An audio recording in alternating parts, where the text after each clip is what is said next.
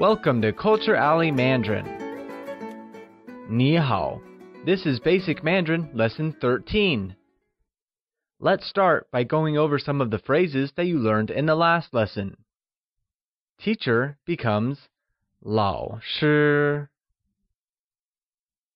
Lawyer becomes 律师. Doctor translates to 医生. And engineer is translated as 工程师.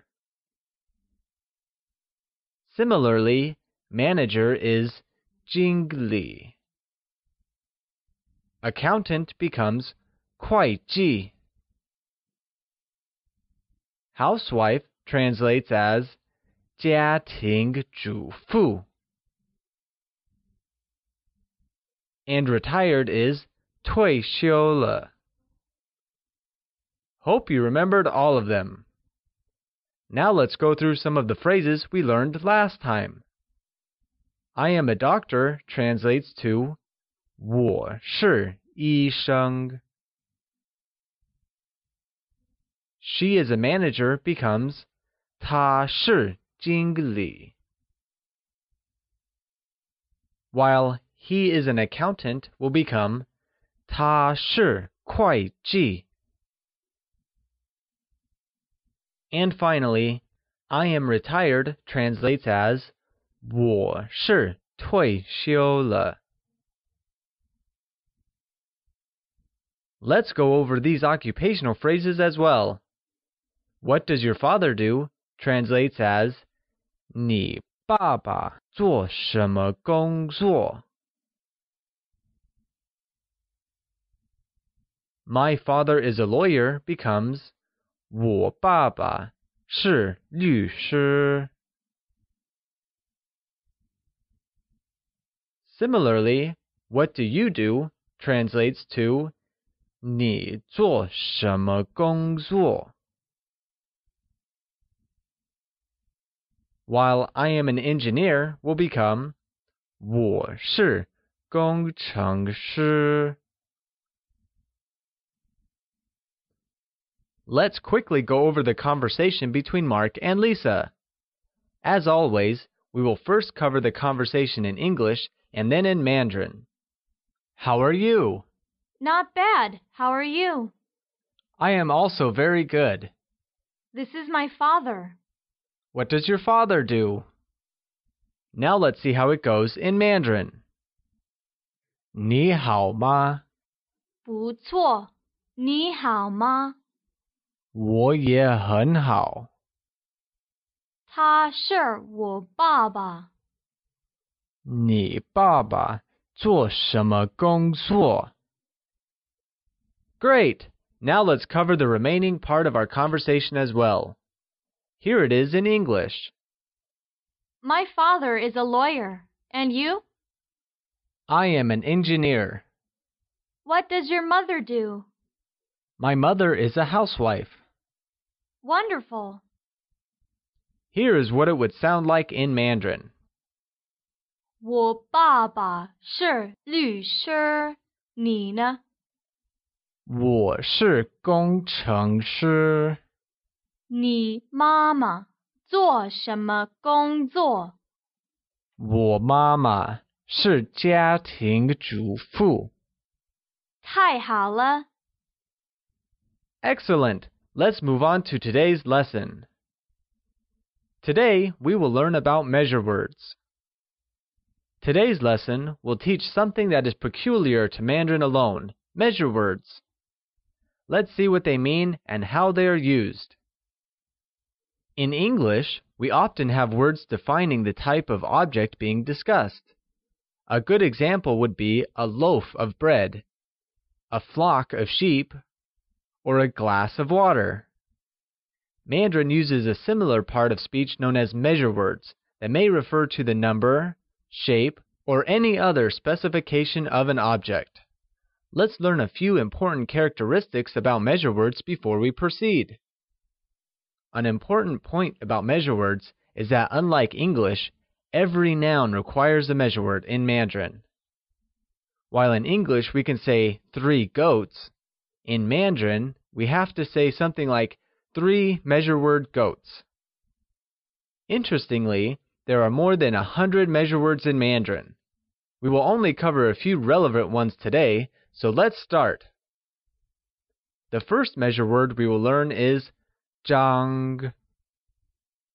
Zhang is the measure word for something flat, such as a bed, a photo, or a paper.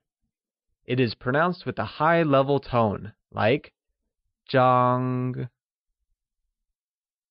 Great! Now let's learn how to say one photo. Since we've already learned that one translates as yi, let's see how to say photo in Mandarin. Photo literally translates as zhao pian, where both zhao and pian are pronounced with a falling tone on a. Can you try and say that? It's zhao pian. Very good. Since zhang is the measure word for flat objects, one photo translates as yi zhang zhao pian, literally meaning one measure word photo. The measure word here being zhang. Did you get that? Let's take another example. One piece of paper. Once again, we already learned that one equals yi. So let's see how we say one piece of paper in Mandarin. In Mandarin, one piece of paper translates as yi zhang zhi, where zhi is spoken with a falling, rising tone, which means paper. Can you try saying paper? It translates as zhi. Wonderful! Now let's learn how to say one boy or a boy. One, as always, translates to yi. Let's see what does boy translate as. In Mandarin, the word boy translates to nan haizi, where nan, spoken in the second tone, means male, and haizi, also spoken in the second tone, translates as child. Can you try to say that together? It's nan haizi. Excellent! Let's move on to another measure word. The next measure word we will learn is ge. Used for people as well as other general things, ge, spoken with a neutral tone, is one of the most important measure words in Mandarin. Whenever in doubt, using ge would be your best move. Let's go ahead and see how ge is used. In Mandarin, one boy becomes yi ge nan haizi, literally meaning one measure word boy. Good! Now let's try and say a school bag. As always, one translates to yi. Let's see how we say school bag in Mandarin. A school bag becomes yi ge shu bao, wherein shu bao means school bag. School bag, or shu bao, is made of two distinct terms, shu meaning book or letter, and bao meaning to hold, wrap, or include. Shu bao uses high-level tones on both U and A and is pronounced as shu bao. Great! Alright, let's see if you remember what we've learned till now. How do we say boy in Mandarin? Do we say nan haizi? Or is it nan sheng? Or do we say yi haizi instead? The correct way of saying boy in Mandarin is nan haizi. Let's see another one. How do we say one photo in Mandarin? Do we say 一照张片? Or can we say 一张照片? Or is it 一照片张 instead? In Mandarin, one photo literally translates as 一张照片. Good work! Till now, we discussed the use of measure words alongside nouns. However, measure words are also inserted between a demonstrative pronoun, such as this and that, and a noun. To understand its usage, we'll have to learn two new words, this and that. So let's begin. This translates to 这 and is pronounced using the falling tone. Can you try and say 这? Excellent! That translates as 那, which is also pronounced using the falling tone. Try and say 那. It's like 那. Great! Now let's see how we say this photo. This photo translates to 这张照片. Literally meaning this followed by a measure word, photo. Good! Now let's say that boy. That boy will become 那个男孩子. Literally translating as that measure word, boy. Here's a quick grammar tip for you. A demonstrative and a noun shall always have a measure word in between. Let's take a look at some more examples to gain clarity. Let's say the following sentences. This is a pen. This is not a pencil. That is not a dictionary. And lastly, that is a book. Let's start by learning the measure words to say these sentences. The first one is 知. 知 is the measure word for stick-like objects such as pens or chopsticks and is pronounced using a high-level tone. Can you try and say 知? Good work! Now let's use it in a sentence.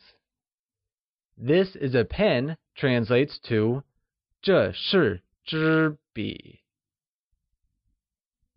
where 笔 is pronounced using a falling, rising tone, meaning pen. Once again, the sentence becomes 这是支笔. Great! Let's move on to the next one. This is not a pencil becomes 这不是支铅笔, where pencil translates to 铅笔. 铅笔 is pronounced with a high level tone on A and a falling rising tone on I, like 铅笔. Can you try and say the whole sentence? It's 这不是支铅笔. Very good. Let's see another one. The measure word for volume or any bound print or written matter is 本, which is pronounced in the falling rising tone. Let's try and use 本 in a sentence. That is not a dictionary translates to 那不是本字典, where dictionary is 字典. 字典 is pronounced with a falling tone on I and a falling rising tone on A, like 字典. Can you try and say it? It's 字典. Good! Let's look at another sentence. This is a book will translate to 那是本书, where book becomes 书. 书 is pronounced with a high level tone. Once again, the whole sentence becomes 那是本书. Excellent! That is all we will cover today. Now let's see if you remember what we've learned till now. How will you say this in Mandarin? Do we say it as 咦? Or is it 这? In Mandarin, this literally translates to 这. Let's see another one. How do we say that boy in Mandarin? Do we say 那个男孩子? Or would it be 我个男孩子? Or simply 个那男孩子? The correct way of saying that boy in Mandarin is 那个男孩子. Hope you got that one right. What does 咦 mean? Does it mean boy? Or is it a measure word? Or does it simply mean one? 咦 means one in Mandarin. Good job! Now let's go over the words we learned today. Measure word for flat objects is 张, while that for people or general use is 个. This will be 这, and that becomes 那. Measure word for stick-like objects is 支, whereas the measure word for volume is 本. Great! Now let's take a look at the phrases we learned throughout the lesson. One photo translates to 一张照片, and a piece of paper becomes 一张纸. One boy becomes 一个男孩子, while a school bag translates to 一个书包. This photo will become 这张照片, whereas that boy translates to 那个男孩子.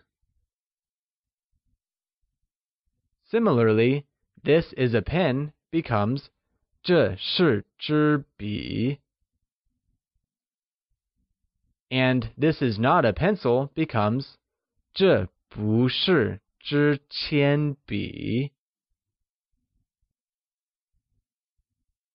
Lastly, that is not a dictionary is translated as 那不是本字典. And that is a book becomes 那是本书. That finishes our lesson for the day. Once again, it's time for the culture leaf of the day. Today, we shall talk about the Dragon Boat Festival. The Dragon Boat Festival, or Duanwu, is celebrated between late May and early June every year. It is celebrated to commemorate the death of an ancient poet, Chu Yuan, who lived 2,000 years ago. His advice to the king of Chu was to hire honest people rather than his favorites, and for this he was banished from the kingdom. On hearing later that the kingdom fell, he threw himself into the Miluo River and drowned to death. In his honor, the people of Chu threw bamboo shafts full of rice into the river so that the fish would eat rice and not his body, and thus, till today, people throw rice dumplings into the river to revisit his sacrifice. Today, the day is also celebrated by dragon boat races to commemorate the poet.